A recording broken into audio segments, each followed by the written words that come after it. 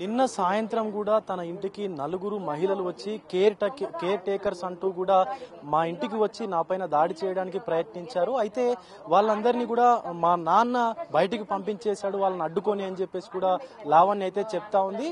ఉన్న ఒక్క డోర్ ను కూడా లాక్ ను కూడా వాళ్ళు విరగొట్టేశారు. నా పైన దాడి చేయడానికి కూడా వాళ్ళు ప్రయత్నించారు అని చెప్పి లావణ్య నార్సింగి పోలీసులకైతే ఫిర్యాదు చేయడానికి వచ్చింది. అయితే ప్రస్తుతం మనతో పాటు లావణ్య ఉంది, మాట్లాడేటువంటి ప్రయత్నం అయితే చేద్దాం.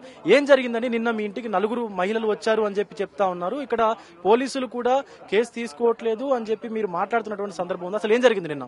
అక్నాలెడ్జ్మెంట్ ఇచ్చారండి, ఇన్వెస్టిగేషన్ అన్నది స్టార్ట్ చేయలేదు. అంటే కంప్లైంట్ ఇచ్చిన తర్వాత కూడా మళ్ళీ నిన్న మా ఇంటికి నలుగురిని పంపించారంటే వాళ్ళకి ఎంత ధైర్యం? అది శేఖర్ భాష పంపించాడా లేకపోతే రాజ్ తరుణ్ ప్లానా తెలియట్లేదు. నలుగురు ఉమెన్ ని పంపించేసి దాడి చేసి తిష్ట వేయాలి అన్న ప్లాన్ గా వచ్చి అటాక్ చేసేది ఏంటి? నిజంగా ఒకవేళ కేర్ కోసమే అయితే మనిషిని నేను ఉన్నానండి. ఆ కేర్ నేను అన్నోన్ పర్సన్ కి ఇస్తాను, నేను ఆంటీ అంకుల్ కి ఇవ్వకుండా ఉంటానా? ఇలాంటి దాడి అన్నది కరెక్ట్ కాదు. నేను పోలీసులకి అయితే వచ్చి చెప్పడం అదే జరిగింది. రాత్రి వాళ్ళని పోలీసులు దగ్గర నుండి బయటికి పంపించారు, కమ్యూనిటీ బయటికి. ఇప్పుడు ఇంకొక విషయం ఏంటంటే ఆ విల్లాని తాకట్టు పెట్టి సుమారుగా 50 లక్షల రూపాయలు అప్పు తీసుకున్నట్టుగా తెలుస్తా ఉంది రాజ్ తరుణ్ మీరు. సో ఎవరి దగ్గర తీసుకున్నారు, ఎందుకు తీసుకోవాల్సి వచ్చింది అసలు డబ్బులు అప్పుగా? ఎమర్జెన్సీ ఎప్పుడైనా అవసరాలు ఉన్నప్పుడు మా పేరెంట్స్ ఎప్పుడైనా ఇచ్చేవాళ్ళండి. మా పేరెంట్స్ దగ్గర లేనప్పుడు సినిమాకి సంబంధించి కానీ ఏదైనా ఉన్నప్పుడు రాజు మళ్ళీ నన్ను అడిగేవాళ్ళు, మేము మా రిలేటివ్స్ ని అడిగేవాళ్ళం మనీ. అలా ఒక 55 lakhs తీసుకోవడం జరిగింది.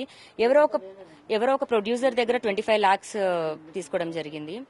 అది తిరిగి పే చేయాల్సిన దగ్గర 25 lakhs ఇప్పించారు. ఇప్పుడు థ్రెటన్ చేస్తా ఉన్నారు రాజ్ తరుణ్, శేఖర్ భాషతో కలిసి నా మీద థ్రెటన్ చేస్తా ఉన్నారు. ఎలా ఎందుకు చేస్తారు? అసలు మీ మీద థ్రెటన్ చేయాల్సిన అవసరం ఏముంది రాజ్ తరుణ్ కి? నేను వెళ్ళిపోవాలి అన్న దగ్గర థ్రెటన్ చేస్తూ ఉన్నారండి. లాస్ట్ అప్పుడు కూడా ఇంట్రెస్ట్ కట్టు రాజ్, ఇప్పుడు నాకు ఇవ్వకపోతే వడ్డేట్గా వాళ్ళ అకౌంట్ లోనే వేసే, బట్ పే చేయంటే నువ్వే ఉంటున్నావు కదా నువ్వే కట్టుకో అని అనేవాడండి. నేను రిక్వెస్ట్ చేస్తూ వచ్చాను వాళ్ళని, నా దగ్గర లేవండి, నాకు సర్వైవల్ కే కష్టంగా ఉంది, నేను ఇంట్రెస్ట్ ఎక్కడి నుంచి కట్టుకుంటూ వచ్చేదని. 2 years నుంచి కట్టట్లేదు రాజు. సో ఇంకా మొన్న జరిగిన గొడవలకి వాళ్ళు మనీ ఒకేసారి పే చేయమన్నారు, లేని పక్షంలో ఆక్యుపై చేసుకుంటామన్నారు. ఇప్పుడు అంటే వాళ్ళు ఏమైనా బెదిరించినటువంటి సందర్భం ఉందా, వాళ్ళ అనుచరులు గానీ ఆయన గానీ? లేదు, ఆక్యుపై చేస్తామన్నారు. అఫిడవిట్ లో కండిషన్స్ కూడా అవే ఉన్నాయి. 6 months 1 year నాకు ఇంకా క్లారిటీ లేదండి, 11 months అనుకుంటా. ఈ గడువు లోపు ఇవ్వని పక్షంలో మేము ఆక్యుపై చేసుకుంటాం, ఏదో కండిషన్స్ అప్లై ఉంది, దాని ప్రకారం వెళ్తామని చెప్పారు. టోటల్ గా ఎంత టైం ఇచ్చారు? ఫస్ట్ 2 days అన్నారు, నేను 10 days అడిగాను. నిన్నటి నుంచి కౌంట్ చేసి 1 week అన్నారు, 6 more days. ఇప్పుడు పోలీసు అంటే నార్సింగి పోలీస్ స్టేషన్ దగ్గరకు వచ్చి ధర్నా చేస్తాను, పోలీసులు ఒకవేళ నాకు న్యాయం చేయకపోతే కమిషనర్ దగ్గర కూడా నేను వెళ్తానన్నటువంటి సందర్భం ఉంది. ఎందుకంటే పోలీసులు పట్టించుకోవట్లేదా మీ యొక్క కేసుని? పోలీసులు పట్టించుకోవడం కాదండి, నేను రాత్రి కూడా ఒక నలుగురు వచ్చేసి వాళ్ళు అంటే తిష్ట వేసి కూర్చున్నట్టుగా కూర్చున్నారు. ఆ స్పేస్ కూడా ఇవ్వట్లేదు. ఒక్క రోజు కూడా గాయానికి మాననివ్వకుండా అంత ఇబ్బంది పెడుతున్నారు నన్ను. నాకు న్యాయం జరగట్లేదు, ఇన్వెస్టిగేషన్ ఎందుకు చేయట్లేదు అని. బట్ నాకు వచ్చిన తర్వాత తెలిసింది ఇన్వెస్టిగేషన్ ఆఫీసర్ లేరు అని, ఎస్ఐ సార్ లేరు అని.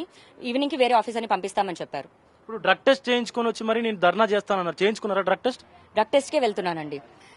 మీ మీడియా మిత్రులు అందరూ కూడా వస్తే కొంచెం బాగుంటుంది. మీ అందరి ముందే నేను ప్రూవ్ చేసుకున్న దాన్ని అవుతాను. తనపైన దాడికి యత్నించారు నలుగురు మహిళలు.